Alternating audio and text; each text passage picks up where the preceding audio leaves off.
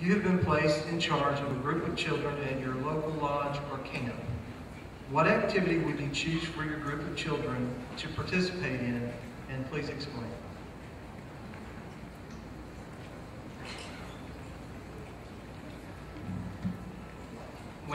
If I was in charge of a group of kids and they don't know each other, I would play the name game and say, hey, what's your name? Let's go around and say your name and where you're from, and let's get to know each other so that while during the camp we can get along more better, and that later on in life, through SPJST, we can build long life friendships. Thank you.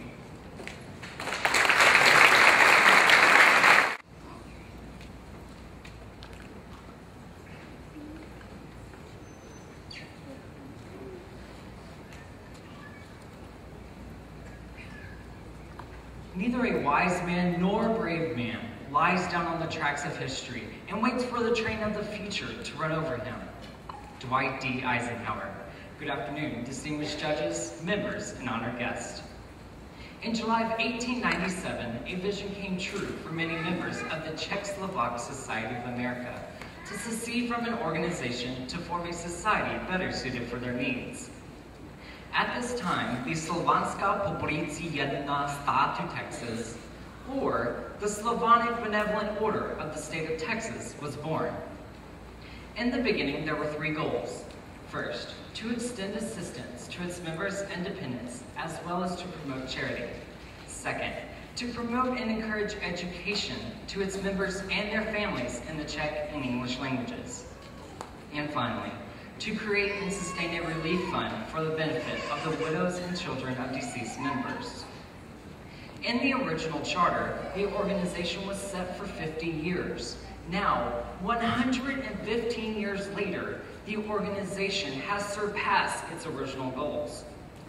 I doubt that those that envisioned this organization so many years ago could have ever imagined such success. J.R. Cavina is known as the father of the SPJST. J.R. managed to what could be considered the original Supreme Lodge in Fayetteville. Through his devotion, he helped set up an organization for others who were interested in preserving their heritage. At the age of 9, my great-grandfather followed in the footsteps of Cavina by embarking on a journey from Czechoslovakia and landing in Galveston, Texas. Although he quickly settled into the American lifestyle, he felt separated from his Czech heritage. But by joining SPJST, he found a way to celebrate his heritage. He was able to pass the Czech culture on to my grandmother, who was a museum coordinator for 16 years. My grandmother shared the Czech culture by dressing in the traditional Czech attire known as kroj, spoke the Czech language, and telling the story behind each piece of Czech history. Although she shared her passion and knowledge about the Czech culture with thousands of people, I feel like I'm the most important one of them all. How can I make a difference if I'm only one person? I wonder if my grandmother ever asked herself that question. In conclusion, I challenge each of you to remember who you are, where your ancestors came from, and what they stood for. If this is done, then we will each do our part in a society that promotes individualism and making a statement. I believe we should stand together on the foundation that our ancestors built for us and stand strong in our heritage. After all, our ancestors came to America to build us a better future, and it is our job to continue to see their dreams come true. Děkuji, thank you.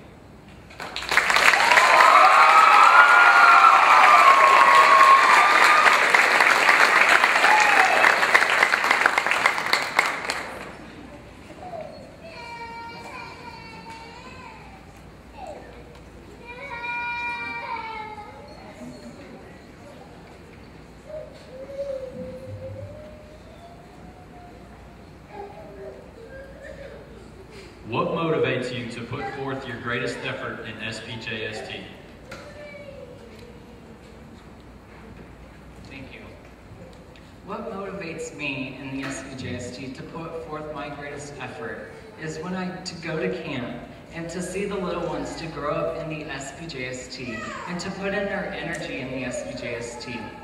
I want to help them to preserve the Czech language, the Czech history, and to pass it on to generations after them. Thank you.